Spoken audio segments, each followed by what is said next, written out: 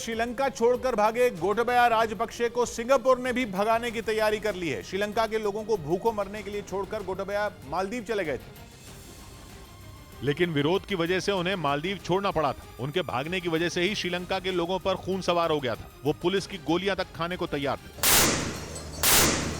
राजपक्षे परिवार की दगाबाजी ने श्रीलंका में ऐसी आग लगाई है जिसे बुझाना मुश्किल लग रहा है। इस बीच खबर आ रही है कि देश छोड़कर भागे गोटाबाया दर दर भटक रहे हैं। वो पहले मालदीव और फिर सिंगापुर पहुंचे, लेकिन वहां रहना भी उनके नसीब में नहीं था, क्योंकि खबर है कि सिंगापुर ने गोटाबाया राजपक्षे से देश छोड़ने को कहा है। सिंगापुर प्रशासन ने कड़े शब्दों में बोला कि गोटाबाया को सिंगापुर में रहने के लिए मिली 15 दिन की छूट को नहीं बढ़ाया जा सकता। यानी जैसे ही गोटाबाया को सिंगापुर पहुंचे 15 दिन पूरे होंगे, उन्हें वहां से निकाल दिया जाएगा। माना जा रहा है कि ऐसा इसलिए होगा क्योंकि गोटाबाया पर श्रीलंका में कई केस चल रहे हैं, जिसकी वजह से सिंगापुर उनसे कोई रिश्ता नहीं रखना चाहता।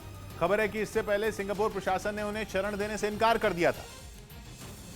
लेकिन मालदीव से भगाए गए गोटाबाया की मिन्नतों पर उन्हें 15 दिन के लिए सिंगापुर में रहने की इजाजत मिली थी। हालांकि सिंगापुर के विदेश मंत्रालय ने साफ कर दिया था कि न तो गोटाबाया ने शरण मांगी और न ही उन्हें कोई शरण दी गई। यानी मालदीव के बाद सिंगापुर ने भी उनसे किनारा कर लिया, या यूं कहें कि मौजूदा हालात में कोई भी देश गोटाबाया को अपने साथ नहीं रखना चाहता। लेकिन खबर है कि अब उनका इरादा सऊदी अरब जाने का है, यानी कि वो देश जहां पहले भी अपना देश छोड़कर भागे कई नेताओं को ठिकाना मिल चुका है। और अब उन नेताओं में गोटाबाया राजपक्षे का नाम भी जुड़ सकता है। पिछले कई सालों से ये खाड़ी देश उन नेताओं का घर बन गया है जो किसी न किसी वजह से अपना देश छोड़ देते हैं और भागकर सऊदी अरब पहुंच जाते हैं। यही नहीं, देश छोड़कर भागे ये नेता सालों यहां रहते हैं, जिसकी एक बड़ी वजह मानी जाती है बेहिसाब पैसा। पाकिस्तान के पूर्व पीएम नवाज शरीफ को सऊदी अरब में शरण मिलने की एक बड़ी वजह मानी जाती है। कहा जाता है कि नवाज, जो खुद एक बिजनेसमैन थे, उन्होंने सऊदी अरब में जमकर निवेश किया था। एक और वजह यह कि सऊदी अरब में एक ही परिवार का शासन है और उन्हें जनता और विपक्ष के गुस्से का कोई डर नहीं।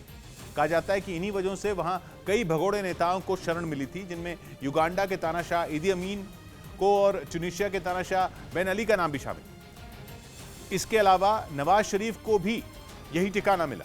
लेकिन राजपक्षे के मामले में एक पेच है, वो ये कि वो बौद्ध धर्म को मानते हैं, जबकि बाकी सभी सुन्नी मुसलमान थे जिनका सऊदी अरब में दबदबा है। यही नहीं, उन्हें देश लौटने की उम्मीद थी, लेकिन श्रीलंका में जो हालात हैं उससे ये नहीं लगता कि गोटाबाया फिर कभी वहां लौट पाएंगे।